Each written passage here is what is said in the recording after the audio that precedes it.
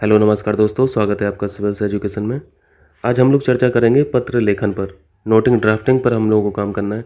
पत्र लेखन के अंदर जितने भी आप ये टाइप पढ़ते हैं लेटर के, जैसे शासकीय पत्र हुआ, अर्धशासकीय पत्र हुआ, अनुस्मारक हुआ, परिपत्र हुआ, कार्यालय आदेश, कार्यालय ज्ञापन, विज्ञप्ति, अधिसूचना, नोटिफिकेशन, इन सब टॉपिक्स को हम लोगों को तैयार करना है। जिसमें से पहला लेटर है शासकीय पत्र। शासकीय पत्र को सरकारी पत्र भी बोला जाता है। देखिए, हर एक लेटर पे हम लोग 2 क्लास करेंगे। पहली क्लास में हम लोग थ्योरेटिकल पार्ट पढ़ेंगे, क्योंकि थ्योरेटिकल पार्ट पूछा जाता है, परिभाषा पूछा जाता है, इंपॉर्टेंस पूछा जाता है पत्रों का। और जो दूसरी क्लास रहेगी शासकीय पत्र पर, उस क्लास में हम लोग नोटिंग ड्राफ्टिंग पढ़ेंगे। कैसे लेटर को लिखा जाता है, कहाँ कहाँ पे गलतियाँ होती हैं, उनसे कैसे बचना है, किन छोटी छोटी बातों पर ध्यान दिया जाता है, कहाँ नंबर कटता है। तो लेटर की ड्राफ्टिंग और नोटिंग हम लोग सेकेंड क्लास में करेंगे। क्लियर है?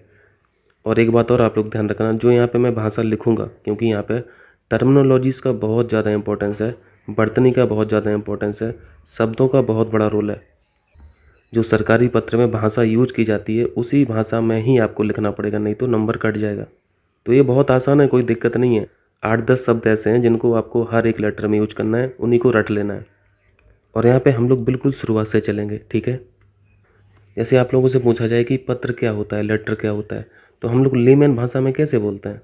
तो हम लोग लेमन भाषा में क्या बोलते हैं? एक पत्र जिसमें एक व्यक्ति दूसरे व्यक्ति से संचार करता है। ये बिल्कुल साधारण परिभाषा होगी किसी भी पत्र की। अब ये परिभाषा तो हम लोग को लिख के आनी नहीं है, क्योंकि इसमें आधा नंबर भी नहीं मिलेगा। अब इसी भाषा को हम लोग थोड़ा मॉडिफाई करते हैं। अब यहाँ पर दूसरी परिभाषा देखिए, आप थोड़ा सा इम्प्रूवमेंट हम लोगों ने किया है। पत्र आलेखन का वह औपचारिक प्रारूप। यहाँ पे एक कीवर्ड क्या आया? औपचारिक प्रारूप। ड्राफ्ट ही तो है ना, प्रारूप ही तो है। और ये लेटर कोई दोस्त यार को तो लिख नहीं रहे, ऑफिशियल लेटर है, सरकारी लेटर है, इसलिए औपचारिक शब्द का यहाँ पे यूज किया गया। तो यहाँ पे एक कीवर्ड औपचारिक प्रारूप हो गया। अब यहाँ पे फिर से पूरा पढ़िए। शासकीय पत्र पत्र आलेखन का वह औपचारिक प्रारूप होता है जिसमें एक पद से दूसरे पद को सूचना भेजी जाती है। आपने एक शब्द और यहाँ पे ऐड किया, सूचना। इन सरकारी लेटर में सिर्फ सूचना वाली बात होती है और कोई बात नहीं हो सकती है। तो अगर उत्तर प्रदेश की बात करें तो लॉ मेकिंग बॉडी कौन सी है? कानून कहाँ पे बन रहा है? विधानसभा में बन रहा है। कानून आपने लेजिस्लेटिव असेंबली में बना दिए। इन नीतियों को, इन निर्णय को, इन आदेशों को कौन लागू करा रहा है? सचिवालय करा रहा है। सचिवालय एक ऐसी बॉडी है जो इन कानूनों को, इन आदेशों को लागू कराती है। और ये पता कैसे चलता है लागू कौन कराता है, कौन नहीं कराता है? तो आपने पॉलिटी में अच्छे से पढ़ के रखा है, जो ब्यूरोक्रेटिक बॉडी होती है, प्रशासनिक संस्था होती है, वो लागू कराती है। और यहाँ पे सचिवालय में कौन बैठा है? ब्यूरोक्रेट्स बैठे हैं, सेक्रेटरीज बैठे हैं, चीफ सेक्रेटरी बैठे हैं। अब मान लीजिए विधानसभा में कोई नई नीति की घोषणा हुई, कोई नया कानून बना। अब ये चीफ सेक्रेटरी साहब की जिम्मेदारी है कि जो भी काम हुआ है लेजिस्लेटिव असेंबली में, विधानसभा में, इनको हर जिले में पहुँचाए, इन नीतियों को, इन कानूनों को हर जिले में लागू कराए। तो ये सब सूचनाएं जिले के डीएम के पास कैसे आएंगी? इन्हीं पत्रों के माध्यम से आएंगी, इन्हीं ऑफिशियल लेटर के माध्यम से आएंगी। तो इन्हीं की नोटिंग ड्राफ्टिंग पहले सचिवालय में होती है। सचिवालय से लेटर जाता है, तो यहाँ पर लेटर की ड्राफ्टिंग चीफ सेक्रेटरी साहब तो करेंगे नहीं, इनके असिस्टेंट करेंगे। इनके असिस्टेंट कौन है? जॉइंट सेक्रेटरी हैं, असिस्टेंट सेक्रेटरी हैं, एडिशनल सेक्रेटरी हैं। ये लोग भी नहीं करेंगे। ये अपना काम किससे कराएंगे? सेक्शन ऑफिसर से कराएंगे, जो अनुभाग का अधिकारी है। सेक्शन ऑफिसर क्या करेगा? ये काम अपने सबऑर्डिनेट से करा देंगे। सेक्शन ऑफिसर के सबऑर्डिनेट कौन है? आरओ हैं, एआरओ हैं। तो ये काम फिर फाइनली लेटर ड्राफ्टिंग का आरओ पे आ जाएगा। इन्हीं को ये लेटर ड्राफ्टिंग करनी होती है, इसलिए आपके सिलेबस में है, क्योंकि आप आरओ बनने जा रहे हैं, आपको ये काम करना है। एक काम ये भी होता है। अब यहाँ पे देखिए, परिभाषा में मैंने सूचना शब्द का यूज किया है। तो सिर्फ सूचना से तो काम चलेगा नहीं। सूचना की जगह ऑर्डर भी तो हो सकता है, आदेश भी तो हो सकता है, कोई निर्णय भी तो हो सकता है। जैसे चीफ सेक्रेटरी साहब हैं, वो जिले के डीएम से रिक्वेस्ट थोड़ी ना करेंगे। वो क्या करेंगे? वो तो आदेश ही देंगे ना इनको, क्योंकि चीफ सेक्रेटरी किसी भी राज्य का सबसे बड़ा प्रशासनिक अधिकारी है। तो वो डीएम को सूचना नहीं देगा इस बात की, वो आदेश देगा लागू कराने की। ठीक है? तो यहाँ पे सूचना के साथ साथ हम लोग आदेश शब्द को भी ऐड कर देंगे, तो और अच्छी परिभाषा हो जाएगी। तो यहाँ पे हम लोग सूचना और आदेशों के साथ साथ नीतियाँ जो शब्द है, इसको भी ऐड कर देंगे इसी परिभाषा में। अब जो फाइनल परिभाषा हम लोग की बनी सरकारी पत्र की, इसको देखिए। सरकारी पत्र या शासकीय पत्र आलेखन का वह औपचारिक प्रारूप होता है जिसमें नीतियों, निर्णयों, आदेशों, निर्देशों अथवा सूचना इत्यादि के सापेक्षिक पत्र व्यवहार किया जाता है। तो यहाँ पे आप कीवर्ड्स देख रहे हैं, औपचारिक प्रारूप, नीतियाँ, निर्णय, आदेश, निर्देश, सूचनाएं, सभी शामिल हो जाएगा ना। कुछ भी बताया जा सकता है पत्र के माध्यम से। तो ये फाइनल डेफिनेशन हुई जो आपको लिख के आना है एज इट इज़। ये गलत है, इसको नहीं लिख के आना है, और इसके साथ साथ ये भी गलत है, इसको भी लिख के नहीं आना है। ठीक है, ये जो लास्ट परिभाषा लिखा है हम लोगों ने, इसी को आपको छाप के आ जाना है, हो जाएगा। तो ये यहाँ तक बात थी परिभाषा की। अब आइए देख लेते हैं यहाँ पे कुछ करेक्टरिस्टिक्स हैं इस लेटर के बारे में। अगर आपने सरकारी पत्र का भी देखा हो तो आपने दो शब्द देखे होंगे, एक प्रेषक रहता है यानी भेजने वाला, और जिसको भेजा जाता है उसके लिए लिखते हैं सेवा में, ऐसा लगते हैं ना। और यहाँ पे एक पद का नाम लिखा रहता है, और जिसको भेजा जाता है वो भी कोई अधिकारी ही रहता है। क्लियर है इतना, यानी ये भी पोस्ट हो गई कोई, और जिसको भेजा जा रहा लेटर वो भी कोई पोस्ट हो गई।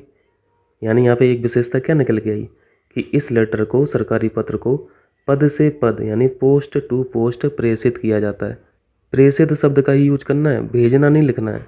जो शासकीय पत्रों की शब्दावलियाँ हैं आप उन्हीं को यूज करिए, तभी अच्छा नंबर आएगा।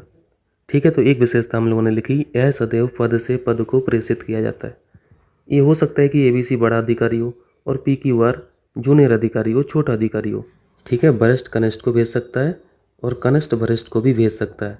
तो यहाँ पे हमने ऐड कर दी एक और विशेषता, इसका संचालन वरिष्ठ से कनिष्ठ या कनिष्ठ से वरिष्ठ की ओर होता है। एक विशेषता सीख ली आप। जब ये ABC और PQR की रैंक सेम हो जाती है तो वो अलग लेटर हो जाता है। ठीक है, वो आगे पढ़ेंगे दूसरे लेटर में। चलिए दूसरी विशेषता देखिए। दूसरी विशेषता है विषय वस्तु, यानी इस लेटर में जो भी लिखा जाएगा वो कंटेंट का नेचर क्या रहेगा। नेचर रहेगा कि शासकीय कार्य व्यवहार से जो भी संबंधित जानकारी है, जो भी संबंधित निर्णय हैं, आदेश हैं, नीतियां हैं, उन्हीं सब का उल्लेख किया जाएगा। आपने जो डेफिनेशन में पढ़ा है जो कीवर्ड्स ना, वही कीवर्ड्स आप विशेषताओं में लिख दीजिए, कोई दिक्कत नहीं है। कि जो भी विषय वस्तु रहेगी लेटर की, पत्र की, वो शासकीय कार्य व्यवहार से संबंधित रहेगी और किसी मैटर पर बात नहीं होगी।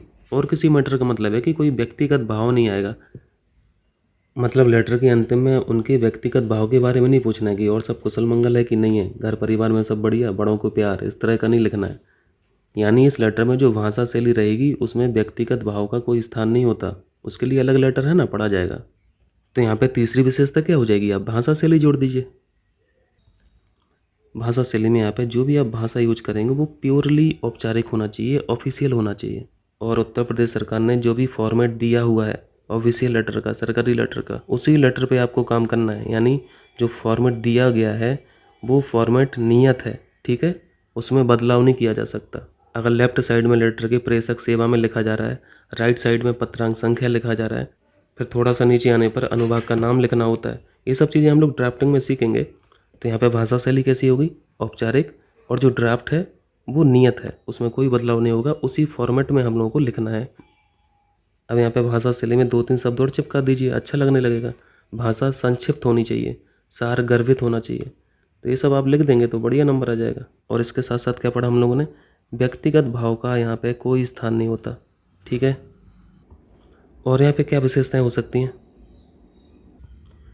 आप जो संबोधन करते हैं, जिसको लेटर आप लिख रहे हैं, जिसके पास लेटर रिसीव होना है, संबोधन की शब्दावली सामान्यतः महोदय होती है, महोदय शब्द का यूज करना है। जैसे यहाँ पे लिखते हैं ना, प्रेषक लिखते हैं ABC सेवा में, जिसको भेजा जा रहा है, इसके नीचे फिर आप यहाँ पे लेफ्ट साइड में रिस्पेक्टेड सर लिखते हैं, रिस्पेक्टेड मैडम लिखते हैं, तो यहाँ पे आपको महोदय का शब्द यूज करना है। या फिर और कोई शब्द जैसे सर ही लिख देते हैं, तो ये सब यूज नहीं करना है, महोदय का यूज करना है। क्लियर है। और यहाँ पर सरकारी पत्रों की विशेषता में क्या आ जाएगा, सरकारी गजट में प्रकाशन इनका अनिवार्य होता है, क्योंकि ये लेटर अभिलेखीय महत्व के होते हैं। अभिलेखीय महत्व का मतलब होता है रिकॉर्ड में रखे जाते हैं। जैसे आप जुडिशरी के बारे में पढ़ते हैं ना कि हाई कोर्ट और supreme court, court of record बोला जाता है इनको। यानी जजों के द्वारा जो भी निर्णय दिए जाते हैं उनको रिकॉर्ड के तौर पर रखा जाता है। अगर कल को ज़रूरत पड़ गई, 10 साल बाद ज़रूरत पड़ गई, 20 साल बाद ज़रूरत पड़ गई, तो वो एक तरह से रिकॉर्ड के तौर पर रहे। ऐसे ही ये सरकारी पत्र भी अभिलेखीय महत्व के होते हैं, ठीक है। तो ये सब सारी विशेषताएं थी, कर लेंगे। अगर महत्व पूछा जाए तो महत्व कैसे लिखेंगे, पहला पॉइंट तो यही हो जाएगा, शासकीय जिम्मेदारी है ना, शासकीय जिम्मेदारी का निर्वहन हो रहा है। किसी भी प्रशासनिक अधिकारी की जो जनता के प्रति जिम्मेदारी होती है, आप उसको सुनिश्चित कर रहा है। किसी भी राज्य की सरकार क्या कर रही है, विधानसभा में क्या काम हो रहा है, विधान परिषद में क्या काम हो रहा है, प्रशासन क्या कर रही है, ये सारे काम जनता को पता होना चाहिए कि नहीं होना चाहिए। तो यहाँ पर सरकार और प्रशासन के जो भी कार्य व्यवहार हैं उनको जनसाधारण के समक्ष रखना अनिवार्य होता है। यानी एक तरह से जवाबदेही सुनिश्चित की जाती है इन पत्रों के द्वारा। और एक पॉइंट यहाँ पे आप अभिलेख ये भी ऐड कर सकते हैं, कर लेंगे ना आप। और भी ऐड कर सकते हैं आप, अपने से ऐड कर सकते हैं आप, पॉलिटी पढ़ते रहते हैं आप। ट्रांसपेरेंसी, पारदर्शिता की भावना को समावेश करना, तमाम यहाँ पे पॉइंट बन जाएंगे, वो लिख सकते हैं आप। ठीक है, समझ में आया? तो ये था आज का शासकीय पत्र। कल करते हैं हम लोग इसकी ड्राफ्टिंग। ठीक है, फिर मिलते हैं पार्ट 2 में इसके।